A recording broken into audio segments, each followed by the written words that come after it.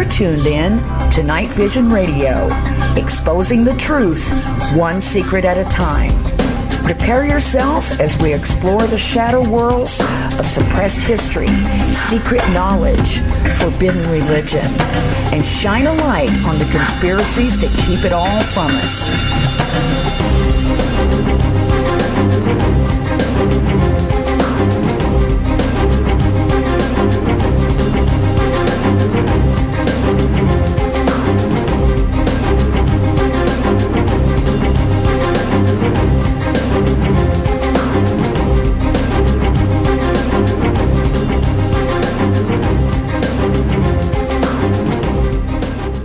Hi, everybody. Welcome to Night Vision Radio. I'm Rene Barnett, as you probably know. You just heard. And I just want to say hello to all my friends, particularly in the UK, particularly my friends in London. Just want to let you know that we're standing with you here, obviously, your friends in the United States. And we love you all. Take care of yourselves. And we're feeling your pain with you this evening. But we also feel your resolve and the many wonderful heroic acts that we saw yesterday performed by regular citizens, by members of parliament, and others. We just want to say that we wish you peace and happiness, and we're standing right here with you in this whole thing. We're all in this together. All right. Having said that, I want to remind people that in May, I'm going to be going to France with Cassandra Van Zandt. She's known as the ET communicator.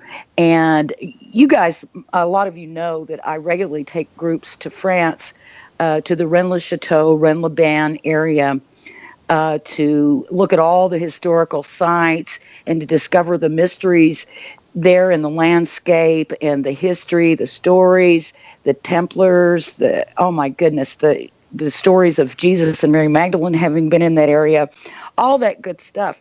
And but I've never been there on a tour where we're concentrating on some of the UFO events that have happened in that region, particularly around the mysterious Mount Bugarash. It seems like there's always a mysterious mountain, isn't there? We got one coming up tonight, too. But I want to remind you about that. And if you want more information on that trip, go to Cassandra Van Zandt, VanZant.com, and check it out. There's a little bit of information. There'll be a lot more detail to those who will actually be on the tour or expressing real interest in it. We just didn't want to put everything on the website, so there's a lot more information to be had, but at least you get a flavor and an idea. And those of you that know about Cassandra know that she's amazing. It's pretty strange and wonderful what she does. I don't know exactly how that works, but it's quite amazing. You may have seen her on Conspiracy Theory with Jesse Ventura, which is where I first met her. I was working as a producer on that show and was actually the one to bring Cassandra on. I hadn't heard of her before that, but met her during the course of that production. Really interesting stuff. So we're going to incorporate all the history and the mystery, but we're also going to be incorporating UFO activity in the area and also the ancient alien connection there. So that's in May. Check it out now. Deadline's going to be coming up before you know it, so please join us. We're going to try to keep the tour relatively small so that we can have a real experience with each other. So please let me know on Facebook if you need more information or contact Inception. They'll get the message to me.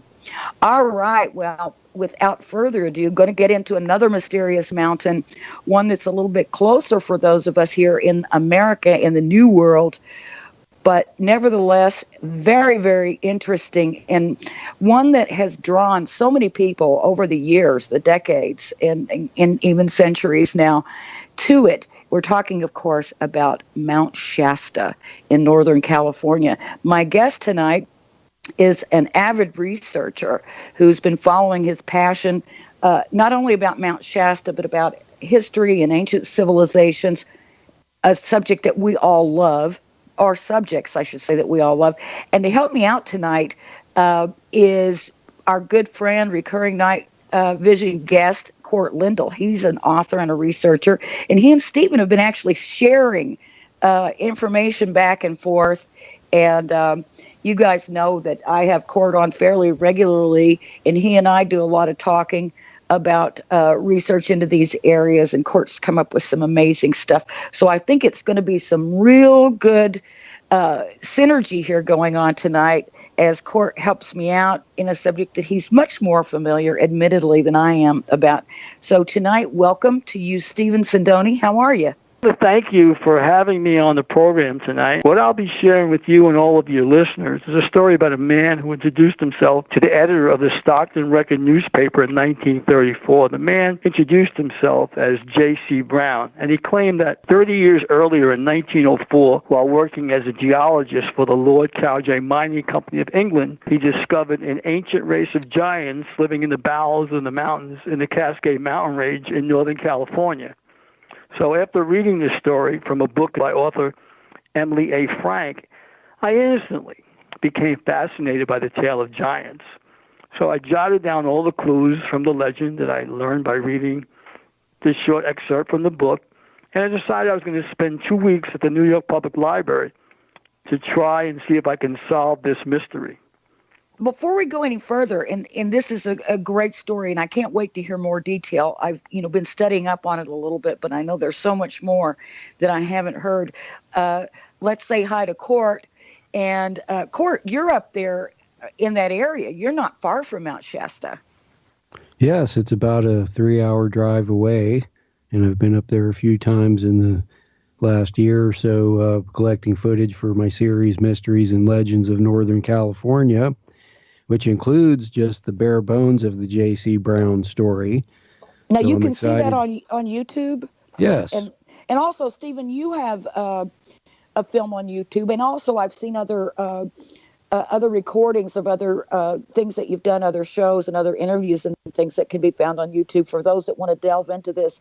Once you start hearing this story, you're probably going to want to look into it a little bit more, I'm predicting.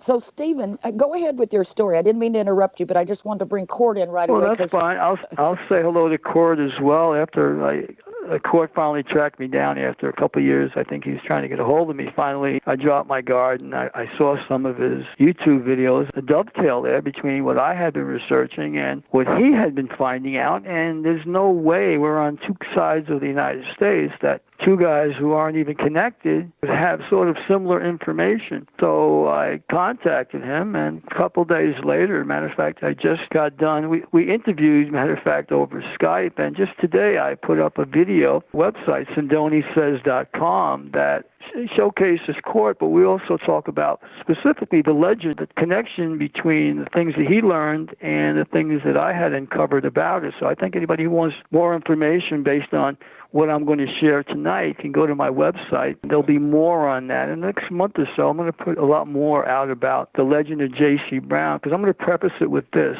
This story is a real story. It was a newspaper of a man who shows up in the newspaper and claims that he found remnants of giants that predate Native Americans in Northern California. Now, if this is true, that means that it predates the Bible story. It also predates this Bering Strait story. And it also blows away the creation story, the Judeo-Christian story, because the Native Americans, friends of mine are Native Americans, and they said when they were put into these boarding schools, they threw all sorts of Bibles at them, and they told them, pick one. We don't care which one you pick, but you have to pick one. So my friend Billy, I'll use his name Billy, one of the chiefs of one of the tribes, said to me, we've tried them all. They don't work for us. When someone doesn't fit the paradigm, what do? Well, you make things hard for them. And there's 320 reservations around the United States right now. Just every reservation is either a fort or there's a prison. People have been suppressed. They've been stripped of their oral histories and traditions, because if what they say is true, and like the Bible in Genesis says, in the beginning there were giants, okay, so you tell me there's giants, tell me more. But they tell you very little. But every time somebody finds something, the Smithsonian hurries up and gets there and dumps it into the ocean. Why do you think that would be?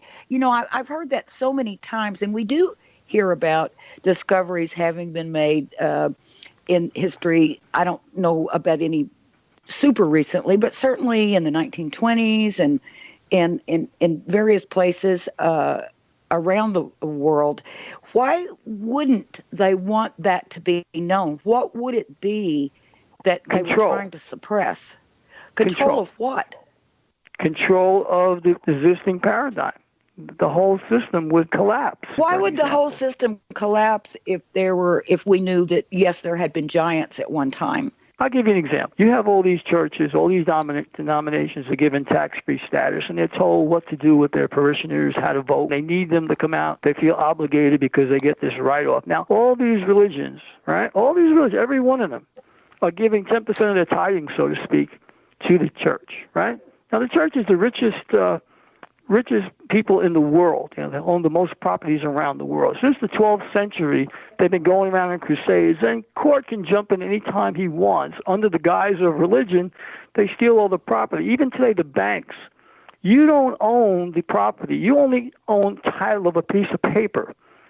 And your money in the bank, let's say you have, Rene, $1,000. The bank is only, by law, to keep 10 to 15% of that money when they can lend out the rest of your money. But if you try to go in, everybody went in at the same time, they lock the doors and say, there's no money here. You guys are going to have to come back for your money. And then they would try to persuade you to keep it there. So this is about controlling the Benjamin. And if you can control the Benjamin, you can control the people.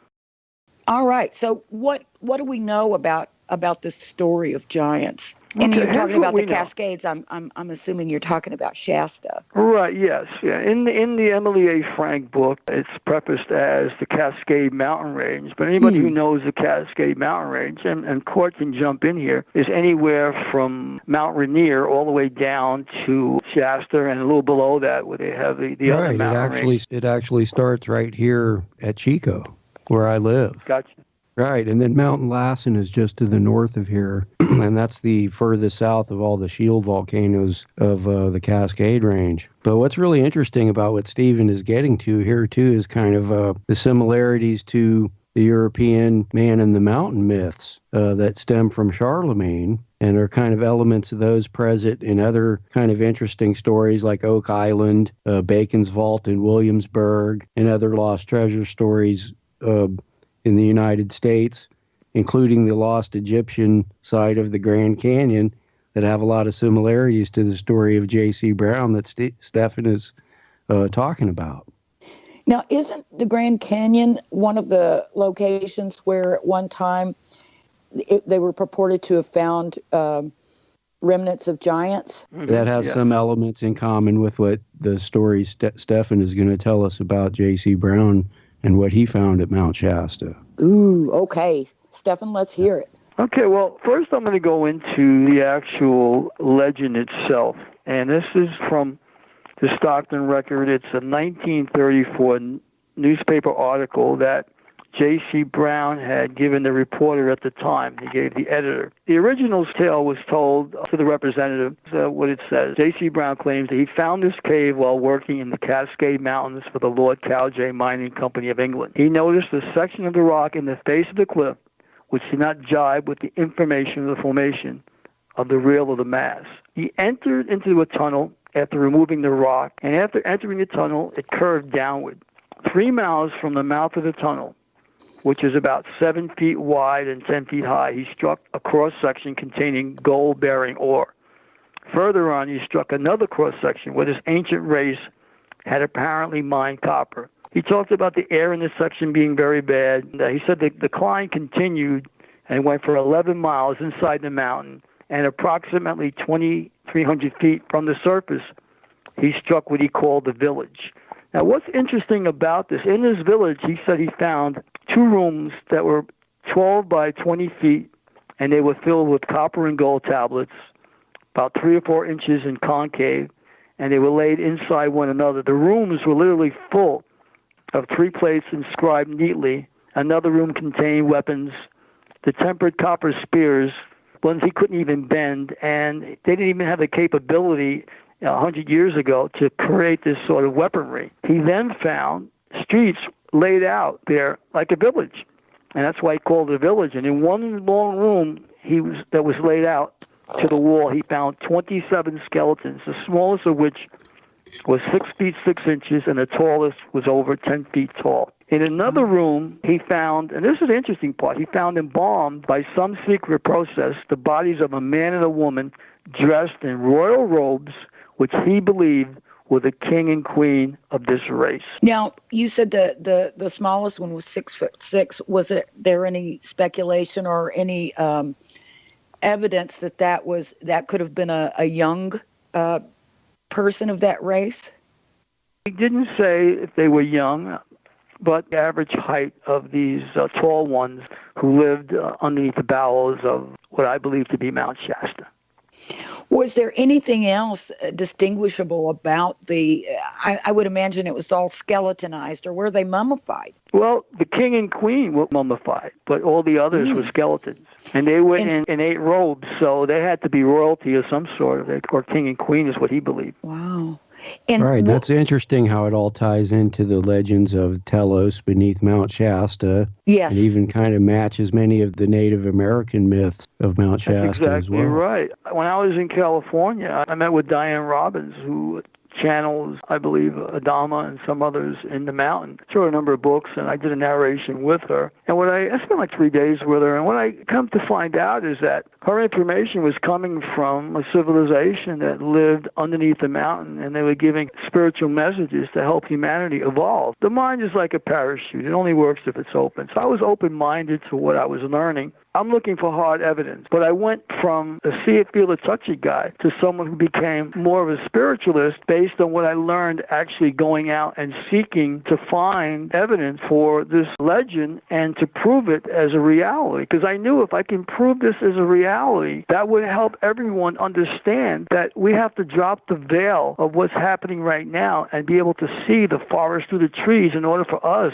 to evolve in our journey to get on to the next level, because we're all here to experience. If we are controlled, and this is a prison planet, so to speak, then we're limited in what we're going to actually be able to do. So what we need to do is to take the control back in order to be able to fellowship with one another, because really what it's about, Rene and Cort, it's about fellowship and being in service to one another. And a lot of people don't get it until they're ready to cross over. They go, wait a minute, what did I do with my life? Who did I help? What was my contribution? My mission or my contribution in this lifetime and this embodiment is to be able to tell people, we all went to school and we all learned reading, writing, and arithmetic. But then there was the other half of what we learned, which is we got conned, we were conditioned, and we were controlled to believe certain things just to believe them. To me, upsetting when someone tries to force me, feed me something, and I say, hold on, I'll trust, but I got to go and verify this. I got to come back, and I'll check this out, and I'll come back, and I'll give you what I think. So I don't accept things blindly. I look at things for what they are. And either it's fact or it's fiction. I tend to lean towards the fact, because if someone's lying, they got to tell that lie over and over and over the same way each and every time, and nobody can do that. You mentioned Diane Robbins just a moment ago, and she's someone that we've had on this show before, and she talks about the Telos, the idea of Telos, and the Hollow Earth idea. And do you have what you have found or what you believe that your evidence is leading to? Is it something similar to what Diane talks about? Absolutely. There is a civilization underneath the mountain, and there are lenticular clouds that will hover over the mountain for days, and they're ships, they're motherships that are above the mountain. There's openings where ships go in. And I've seen lenticular clouds open up and reveal to me like a fleet of smaller ships, saucers, if you will, flying into the mountain, places in the mountain. So I've seen some things. I'm privy to see some things that I know exist. So I know that there are things going on in that mountain that cannot be explained by conventional science. Yeah, I've seen some of those pictures. In fact, I posted one today on Facebook that is an amazing photograph of Mount Shasta with this crazy lenticular cloud that it looks like a flying saucer itself. But it's amazing looking. Those clouds are just really strange looking when you do see them. You don't see them very often, but maybe they see them a little more often at Mount Shasta than other places.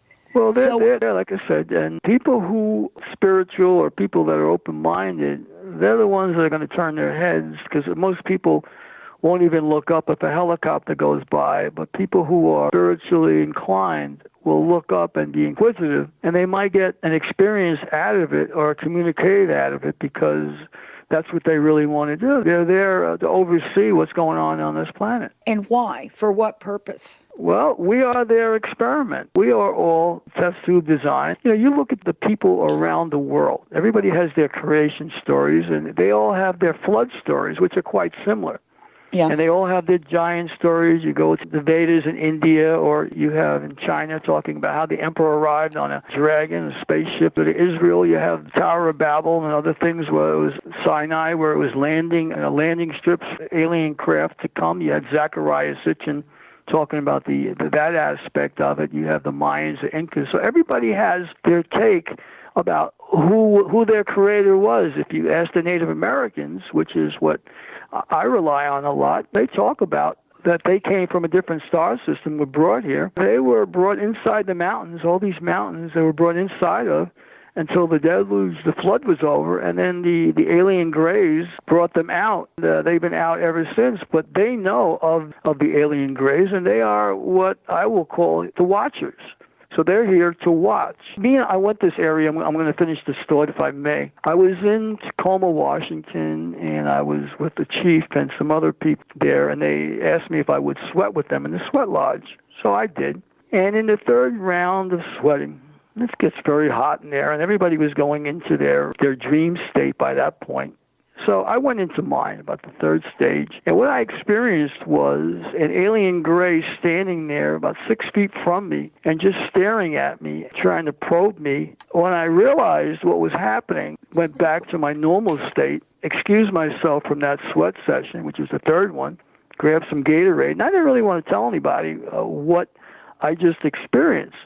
So after that, one of my friends talked, after I left the sweat lodge, and we talked about it, and I talked about what experience I had. My friend Billy, who was one of the chiefs, him and I talked about it. We are very close with the Greys, and they talked about Bigfoot being interdimensional. And then we got into the tall one. And this is what piqued my interest. He said, "You're supposed to know this." So I said, "Okay, tell me." So we took a walk around the development where I was. He told me that his grandfather and his father would see the tall ones, they would be going up and down, canoeing on the Nisqually River there near Tacoma. So I said, "Well, what do they look like, Billy?" He said, "They look like us. They look like Native Americans. They had black hair, but they were a lot taller." I said, "Well, how tall were they?" He says, "Well, 7 to 10 feet tall." What did they wear? They wore buckskin clothing. So I got the story about who predated them here in North America. So for me, it was a blessing to get some of this from them, and then stories about Bigfoot being in the Comish National Forest, where another chief had his home, and he had a smoker where he was smoking salmon, and Bigfoot came and took off with his salmon. I'm not having dinner tonight. So what he did was he created a smoker with a plexiglass top, so that way Bigfoot, when he came, not only could he see the salmon, but he could see if it was cooked or uncooked, and he would wait till it was cooked. So he actually built a plexiglass smoker so Bigfoot could eat the food and not steal the food on him. I've had a chance to spend a lot of time with Native American tribes. I grew up in Oklahoma. I've done some television documentaries, too, that included a lot of Native Americans and different tribal members. And they do talk about Bigfoot. They say, "Oh, it's just another tribe. We don't bother them and they don't bother us." It's just so matter-of-factly. And you're right, they do talk about people from the stars and that sort of thing. There's a lot of really interesting information that is to be had from different tribes. You know what? It's time for us to take a break already. I can't believe it. But we've already gone through the first half hour. And when we come back, more from Stefan Sindoni and Cort Lindahl. When we come back, stay with us, please.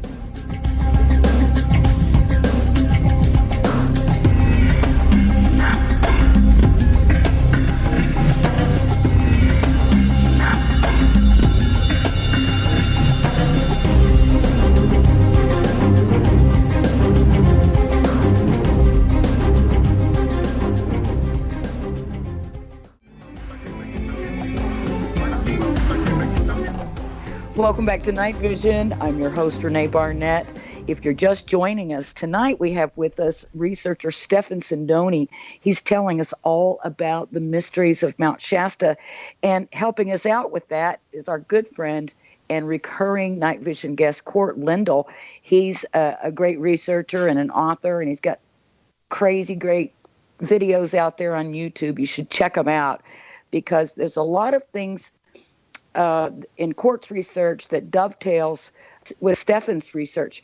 But Stephen, you've been sharing earlier about the story of J.C. Brown. Yeah, I'll pick up where I left off. But after sharing this story with the newspaper editor, the editor says to J.C. Brown, I'm going to turn you on to Harry Noyes Pratt, who's the curator of the Hagen Memorial Museum. So he does, and J.C. Brown meets with him, and he's given a list of people who might be interested in the story. Among them was John C. Root. He was a retired printer. He lived at 1784 North San Joaquin Street there in Stockton. So Brown goes with Root to his home, and they gradually organize and form an expedition of over 80 people to take up to the Cascade Mountain Range to dig the cavern out. So that's really what happens from that point. There's 80 people there, and what J.C. Brown is claiming, that he's going to take these people out there, and he promised to lead them to hidden riches by the lost race of Lemuria. People now are selling their possessions, they're quitting their job, a real big cause célèbre. This guy was a rock star just coming into town, so to speak. But for 6 weeks, he talked about what he had discovered in the tunnel, and he covered things up because he didn't want anybody to find his opening. But he told these people if they came with him that what he would do is there was some artifacts that they would all get from that discovery, and there were other things that he wanted, but he really wasn't concerned about the monetary value. He was more concerned about the ancient civilization and the history for historical purposes. But the 80 people, they all waited after 6 weeks of hearing what J.C. Brown promised them in front of John C. Root's home, and he never showed up on the morning of June 19, 1934. The police were called. They did an investigation. The police asked, well, did he take any money? And they said, absolutely not. Said that he might have stayed in his shelter while he was there, told someone that if they knew that he was a millionaire, he would have problems. Here is a guy who came up there posing as J.C. Brown. Wasn't J.C. Brown, really was a very rich guy. The morning that he was supposed to take these people up to Mount Shasta, mysteriously he disappeared and was never heard from again. Never heard from again. Nope. Until I read the story, and I said, well, there's 7 clues that I got from reading the story in the Emily A. Frank book, but I said, I'm going to do one thing. I'm going to go to the New York Public Library because they have a ton of information. The fact that I knew there was a Lord Cowdray Mining Company of England, the fact that I knew that it was a British company, they were geologists, I says, well, let me go find out if there was a Lord Cowdray. So when I go to the genealogy department of the library, which is funny, I said to the clerk, I says, by the way, do you have Google? He says, yeah. He Googled the Lord Cowdray Mining Company of England. He does, and all of a sudden, there's a bullseye. There's information on Lord Cowdray. So now I'm on the right track. From there, I got information about the civil engineer, and there's another library uptown that I could get his autobiography. I was going to do that as well. But while I was there, let me go ahead and start looking at border crossings. And I'm looking through border crossings for him. And one of the things that initially was a roadblock was that I didn't know that he was born Sir Wheatman Pearson, and only later on he was knighted to become Sir Lord Cowdray. When I went to the other library, I was able to find his true identity in the Book of Civil Engineers on the microfilm that I found. And in that book, there was copy photos. And I put this up on the YouTube video I did today, Cort Sindoni says. And I put up the pictures of Lord Cowdray, his lieutenants that helped build the Lord Cowdray Mining Company of England, which later went on to become Shell Petroleum, or British Shell Petroleum. Oh, my gosh. Wow. Yeah, so... Now, you said you put it up on YouTube. What did you title it so people can find it? I titled it Sindoni Says Talk Radio Guest Cort Lindahl. And you put that new information on there? It's easier to find if you go to my website at sindonisays.com and go to my Talk Radio tab, where I'm doing a radio show based on my conversations with Cort, that I decided that I was going to come out of retirement, so to speak, and discuss these legends, especially that I'm having all these these things happening to me on a personal level that make no sense whatsoever. So I figured I might as well have some fun with this and put out the information. That way these young bucks, if they want to carry the baton and they want to go looking for stuff, then maybe they can help change this existing paradigm. I've had some things, Rene, happen recently that I won't discuss here, but I'll just say present is a gift. So I live in the present. I don't know about tomorrow. I can only live in this moment in time, this given time. I look at it that way. If the Creator wants me to be here tomorrow, give me a wake-up call. It's kind of the way that I look at it now. I'm excited every day to get up. I have a passion. When you find something you like to do, you'll never work another day in your life. I've got over 1,000 movies on YouTube, and every week I create something different on my SindoniSays.com site. People say, where do you get it from? I said, I'm given the information. I get a download, and I don't say where the download comes from, and they give me information, and that's my story for the day, where I just start writing, automatic writing, and things come through. I trust the information I get, like a detective will say, I got a hunch. Well, every day I get hunches, and hunches turn into videos, or they turn into something, or a blog post, because I never had a mentor growing up. I didn't have a dad growing up to find our passion, whatever it is. But when you find it, don't let anybody discourage you and tell you can't do it. No, you can do it, because you cannot fail, Rene, at being yourself. Yes, I'm a researcher, but when I run into a guy like Cort, and I'll give Cort his kudos, it takes a special individual to sit down, whether it's 3 o'clock in the morning or whatever the time of the day, to sit there in that blank space and say, okay, now I got to put this to paper so I can write this book or I could do this movie. Not easy, because a lot of people get writer's block. So when you have someone like Cort, who does his due diligence, learns these things, and backs his things up with facts and information, you can actually go to these sites and they exist.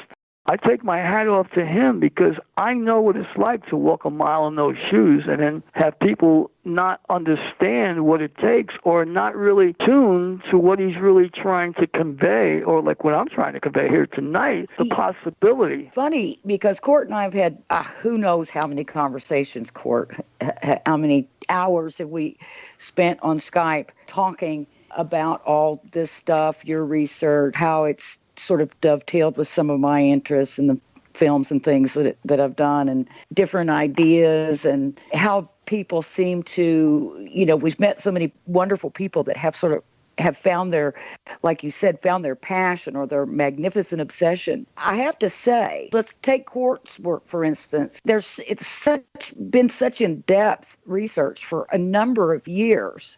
There's so many facts. There's a huge chronology. There's a lot of years and hundreds of years of history. And it took quite some time getting my head around it. We've had that conversation, Cort, asking you questions, and then you would keep talking. And then finally, it started falling into place. But it was because when he was talking about something, he had this huge body of information behind it. And it just takes a while. And so I think it's really wonderful to have these conversations, and especially among researchers. So that's why Cort and I got together and we're teaming up, and I did the interview with him, and I put it up today on my site, and there'll be a number of others. But what we're planning to do is, I'm on the East Coast, but there are things on the East Coast that I could go look at, and he can tell me. For example, this is St. Mary's Chapel. Is that correct, Cort? The St. Paul's Chapel, or some of the other sites there in New York City. Yeah. Have a connection to what we're talking about, a distant tradition that extends all the way to Mount Shasta through these family groups and everything, that even extend, I think, to the family of J.B. Body or J.C. Brown that you've been talking about. Cort, I was wondering, when he was talking about tracing that back to that individual in England, find any connection with some of these families that... Oh, interesting. Now, how did that work? What is the connection? Well, there's the Cowdray name is a Norman name and title in England, and Wheatman Pearson is related to that family group, and that's one reason he got that title when he was awarded that. But Cowdray in France is interesting too, because even Pierre L'Enfant, commander during the Revolutionary War, was named Cowdray as well. But in my research about the de Body family associated with the Great Cyclic Cross of Vendée that a lot of the listeners might know about, and that we even discussed here on your show with Jay Widener, there's relations between the Cowdray family and the de Body family. And we know all the interesting connections they have. It would take the whole show to go into that, but they were the governors of French Acadia, possibly connected with Oak Island. Another de Body was the governor of French Louisiana that actually handed it over to Thomas Jefferson. So all of this value of Mount Shasta comes through these family groups. I mean, even J.C. Brown was married to Mary Hammer of Stockton, the namesake of Hammer Lane in Stockton, but the Hammer family is related to the Bacon family. Oh, my gosh. Of Sir Francis Bacon. So this ties into the information in Part 4 of Mysteries and Legends of Northern California that talks about the influence of the extended Bacon family in the development of the West. And I think subsequently, even the mysteries of Mount Shasta, I mean, we do even see Sir Francis Bacon being considered one of the ascended masters. So that's why it's interesting. The whole legend of J.C. Brown ties into this family group as well, via J.B. Body or a.k.a. J.C. Brown. If I can just add here now, you're an analytical guy, Cort, and I'm going to give you some analytical stuff here, and people who are listening, they ponder where I went with this. So after I discover Lord Cowdray is really Sir Wheaton and Pearson, he's was knighted, I says, well, now let me go back to the other library. I had the pictures of Lord Cowdray and his engineers, and I had their names. I said, okay, now let me go and see if I can go and track these guys through any of the borders going into the United States. Because obviously, if they're from England, they got to come to some border cross. At that time, we have borders like we have now. We have paperwork to document it. So I go through it. In the legend, in the J.C. Brown legend, he claims in 1904 is when he first came upon this rock basalt foundation. So I go looking, and I find that through the Laredo, Texas border, that Lord Cowdray, J.B. Body, W.E. Sayre, and Robert Adams, these are three of Lord Cowdray's top civil engineers, go on the Mexican National Railway steamship from Veracruz, Mexico, into Laredo, Texas, and they were all living at the time and working in Mexico City. So there it is, the first tie-in. Then further research, in 1907, I find that J.B. Body brings in three of his top civil engineers, Fred Kleisner, John McLaughlin, and C.M. Yeoman, in with him from Laredo, Texas, and his own personal valet. So he's got to be pretty rich to have his own personal valet. The guy's name was John Kilmartin. But in 1910, this is what I found very interesting. When John Benjamin Body crosses again Laredo, Texas border, when asked if he had ever been in the United States, on the form, he checks the box no. So this was a red flag to me. Then in 1911, to Laredo, Texas border again, who does John Benjamin come over the border with? Lord Cowdray himself. So Lord Cowdray now makes two appearances, one in 1904 and another one in 1911. To make a long story short, I was able to track John Benjamin Body coming into the United States 12 times from 1904 to 1933. So this, to me, found the photo and the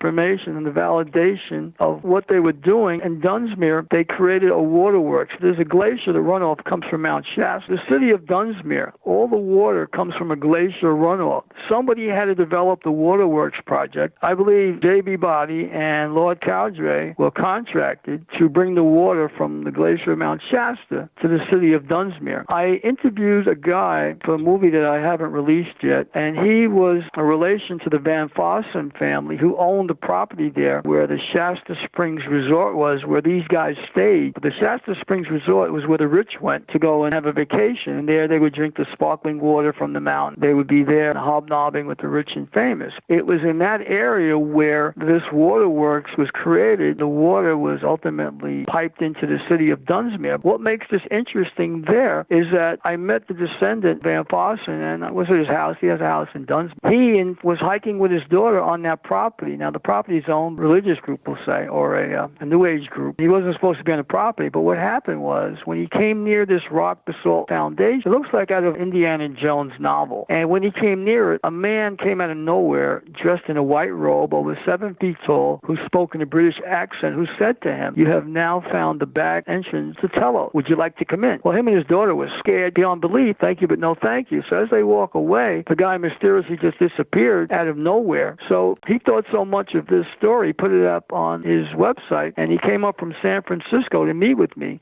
just to tell me this story in his living room. What year was that? This happened to him, I believe, in 2008. Recent. Right, yes. I found this rock formation that he's talking about, so I know exactly where it is. This was just interesting. So I'm up in the area at the time, and they do a write-up on me in Mount Shasta Herald newspaper. It was a weekend, I think 2009, 4th of July weekend. So I'm in this big write-up, a whole-page write-up, and I was very appreciative of the whole-page write-up, why I was in the area. So I was lecturing at the College of the sister used there and weed, and I was doing a TV show, local TV show called Legends of Mystery and More at the time. I finished up my filming in September, and I decided I was going to produce a show for someone up in Oregon. I get a phone call from my friend who had a show on that channel as well. He goes, dude, you're famous, the California Grape Nuts and Granola. Famous? What are you talking about? He goes, the U.S. Forest Service and the FBI were just here. They want to question you. I said, question me? What do they want to question me about? He said, they claim that you dug a hole on Mount Shasta that was 60 feet deep and 15 feet wide during the 4th of July weekend. I said, well, no, I didn't dig it. I was in town at the time. I don't have digging equipment. I don't have a crane and all that stuff. So he goes, well, they're looking to talk to you about it. I says, well, give them my phone number. I'm more than happy to help them. So I get a phone call the other day, and a fellow is researching this for his movie, and he's got 11 minutes to film the movie. He says, I want to ask you about that. Did you dig the hole? Did you see the Art Bell piece with Mel's hole? And I told him about it. I said, there was a hole that went 15,000 feet in his property, and the government confiscated property, and next thing you know, his life went living hell. I said, no, I didn't dig the hole. I'm not going to admit to something I didn't dig. I said, but I will tell you that was all created because I was in town causing a big hoopla about an ancient civilization. So somebody went to the expense of digging this big hole on the back end of the mountain, and they wanted to pin it on Stefan Sindoni. So I cracked up. So that was kind of interesting that I'll be doing that movie with someone actually calling me back and saying, I did all this research, and your explanation of this, it really fits. 2 years later, in 2011, I come back out with a film crew to Mount Shasta, and I hadn't met the film crew yet. I contracted the film crew, and I told them, show up at the Cave Springs Motel. So everybody's coming from all over California to work on my project. So I get to the Cave Springs Motel about 3 o'clock in the morning. I go to my cabin, and I go out like a scout, traveling across country. When I get up in the morning, I'm sitting by the pool. It's about 12 noon, and my film crew is supposed to meet. So I'm sitting by the pool, getting some sun for a couple of minutes. All of a sudden, I hear 2 men approach me, a sheriff and a deputy from Dunsmuir Police Department. So the fellow says, are you Stefan Sindoni? I says, I could be. I might be. What do you want him for? So they says, well, we're looking for him because we heard he was on Coast to Coast talking about going on private prop, trying to break into some basalt rock formation. I says, really? I said, did you hear the part where he said that he had permission by the elders of that religious New Age group to go on that property to actually see that rock basalt foundation? Oh, I didn't hear that. I says, well, you better listen to it again. So the other cop says to me, he goes, what's your social security number? So I said, I don't remember it. I really don't know. He goes, your wallet? I says, no. I says, it's in my cabin. I said, I'm sitting by the pool. I didn't think I would need it. He says, well, are you Stefan Sindoni? I said, well, that depends. I says, what is your reasoning here? Do you have probable cause to stop? Let me explain to you. I says, I have a film crew here. They're here for a movie. There's about a dozen people working. And yes, I am Stefan. I'm not going to show you my ID. You're on private property on the Cave Springs Motel. You have no business stopping me here by the pool. I haven't left the grounds of the property, which means you're violating my rights. I says, I'm going to go in and tell Louis,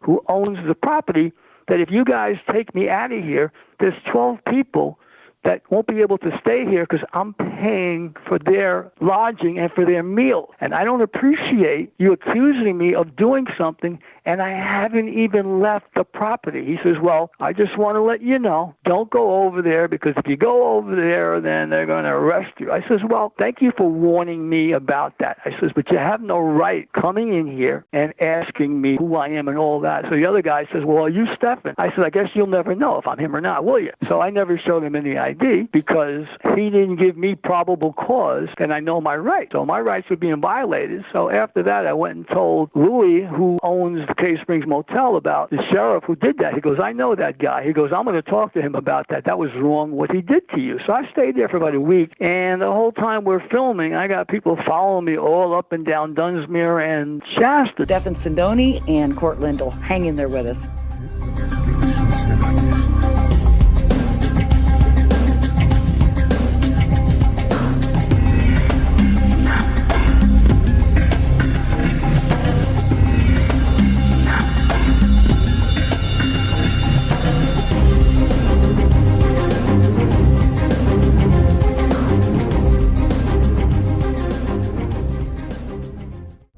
Welcome back to Night Vision Radio. I'm your host, Rene Barnett. If you're just joining us, we've been talking with Stefan Sindoni and his research and findings about the mysterious Mount Shasta. Along with us is Cort Lindahl, whose research dovetails in many ways with Stefan's research, and they've been discussing that.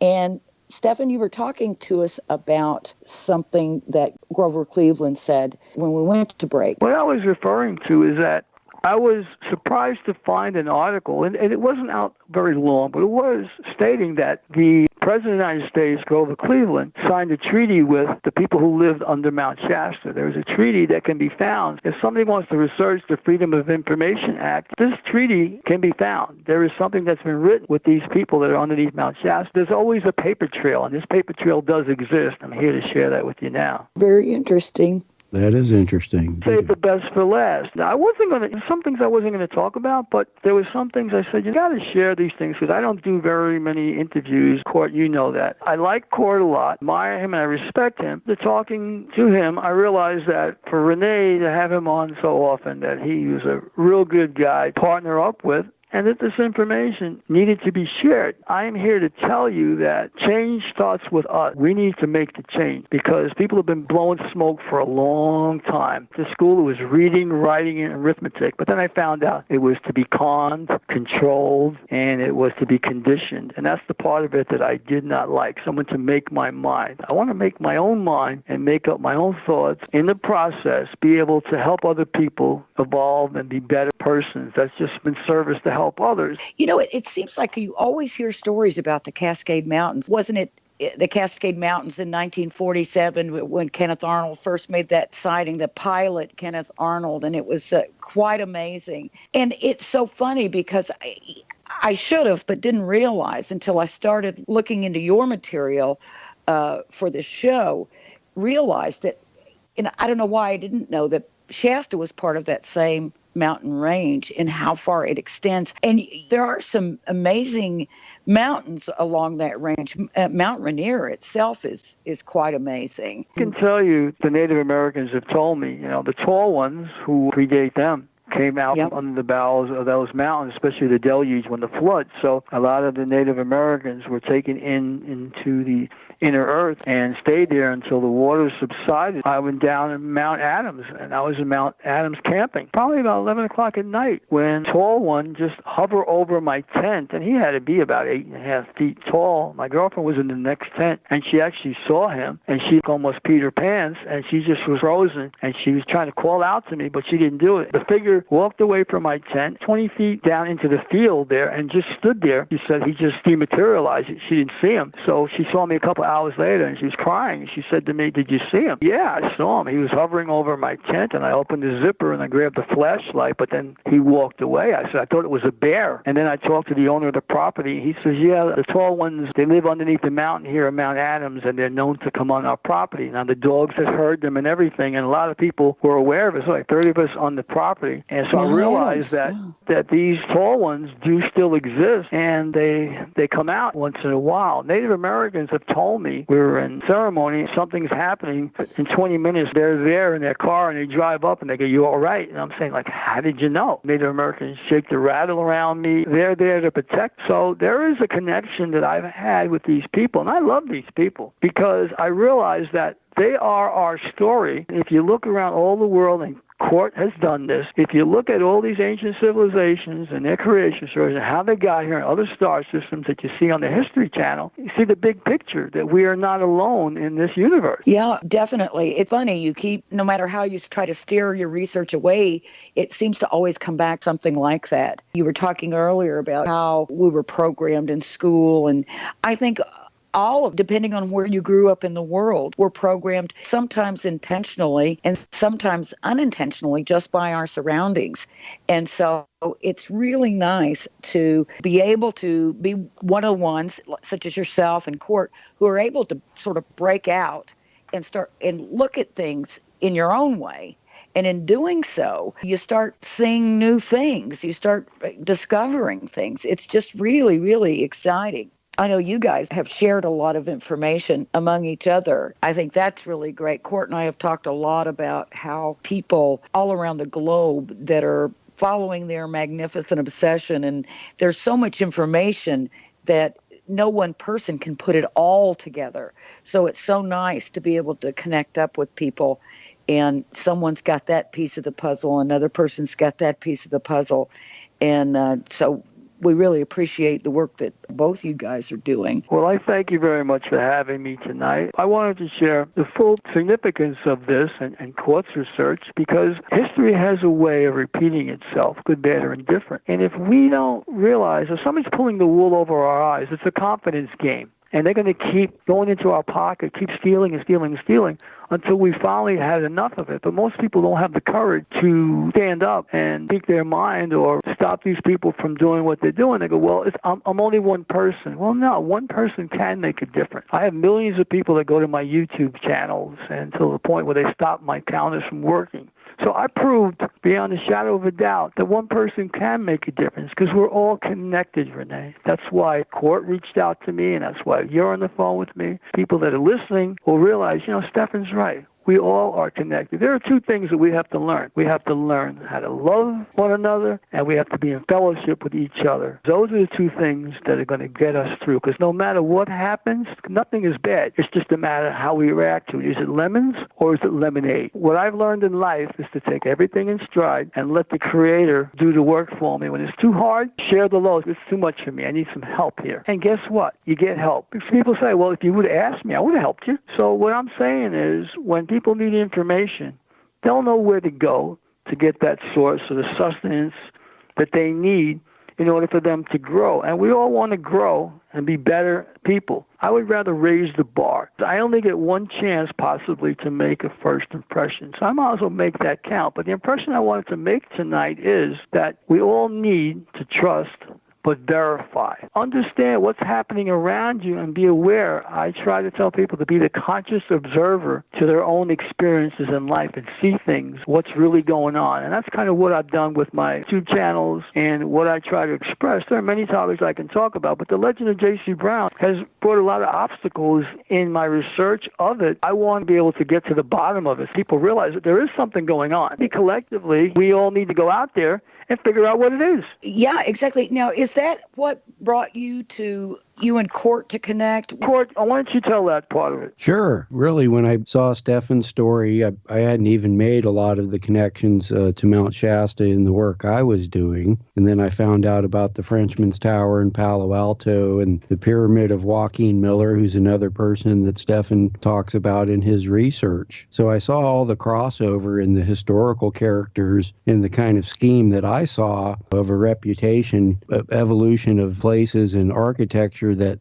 leads to places like Mount Shasta, where this kind of man in the mountain mythology is expressed. And the story of J.C. Brown obviously has lots of elements of that. Remains of people chambered in a mountain, kind of like the central Rosicrucian theme of Christian Rosencrantz entombed in an unknown mountain somewhere. So a lot of kind of story, in addition to, I'm not saying it's not true or there's not anything to it at all, kind of infers that kind of mythology. And from seeing that, in Charlemagne and this whole history from Constantine of missing remains and mysteries being created as to where these are located, all the connections were there in what Stefan was saying. What about the St. Germain connection to Mount Shasta? That's what got me in trouble, the St. Germain Foundation. That's where that whole story all started. That group of people wanted to have me arrested because they were having people going on their property looking for that basalt rock formation. They couldn't stop them, so they figured, well, they got to stop me from talking about it. I talked to members of that organization. They said to me, you could be a member of an organization, just keep your mouth shut. You can't say anything, what you learn here.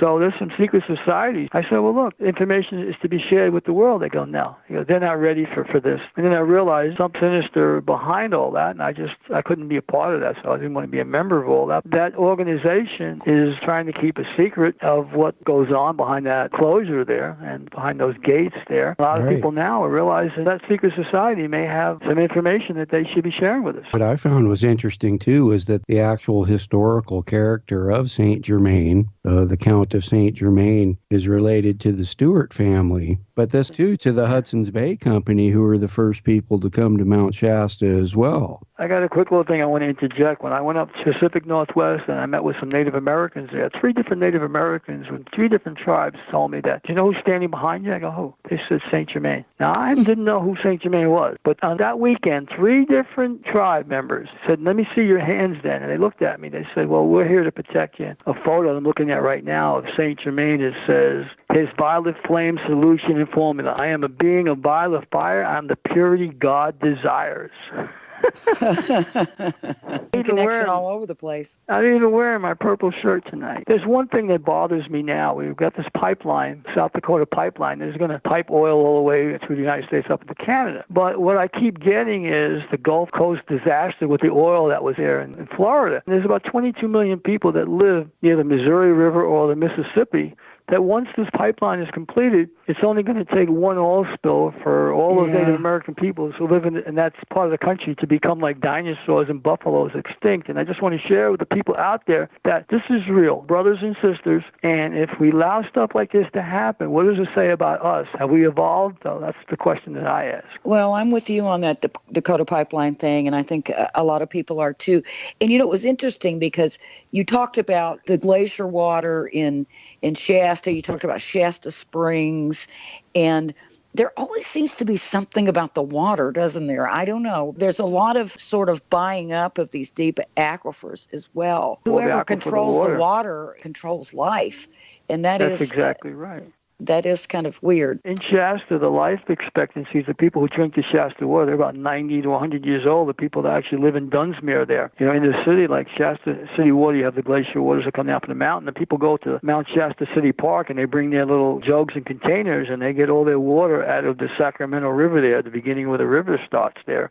So that water definitely has medicinal purposes to it. And if you got ailments, you've got arthritis, it'll get you very healthy really, really quick. Right. Yeah, there's something really interesting about water, that's for sure. I think there's a lot more to be discovered. Of course, there's a lot of great people working on that too. We're getting so close to the end of the show. I don't want you guys to go without telling everyone to get all your material. Cort, why don't you go first? How do we get your videos, your book, all that good stuff? I'm at survivalcell.blogspot.com, and there's links to all my books there. Of course, I'm on Facebook, and I have pages for all my books and videos there as well. And you can see me on Cort Lindahl on YouTube. Cool. And Stefan? I'm going to keep it simple. Just go to my SindoniSays.com. There's a link page that links over half a dozen sites that I have, other websites and YouTube sites where they can watch more videos than I have on that site. There's a blog post there. I have a web store on my site. I'm also offering free information, free books that people can get. And anybody who posts to one of my blogs will get a free copy of one of my books, right? I just wrote a book called Below the Radar, talking about what Edward Snowden didn't tell you. Post to my blog, I will send you a free complimentary copy. You post to my Know Your Rights, I'll send you that form that I talked about. So if someone goes to my site. If we go to SindoniSays.com, the links to your other sites are there? Yes. Cort, just real quick, you were going to make a point about the water, and I cut you off. That whole issue is interesting, too, because I had linked, Henri V, the exiled king of France, to the Frenchman's Tower. Even both the Nestle plants that were recently turned down at Mount Shasta here near where I live, Nestle's associated with the Artois family. The Frenchman's Tower was built by the same guy that built Tour Magdala in Right. France. Well, it's a force that donated the money, and even to Father Saunier there at Rennes-le-Chateau. Interrupt, but the music's rolling. We'll run all out of time. Stefan Sindoni and Cort Lindahl, thanks so much for joining us tonight. Hope you'll come back again.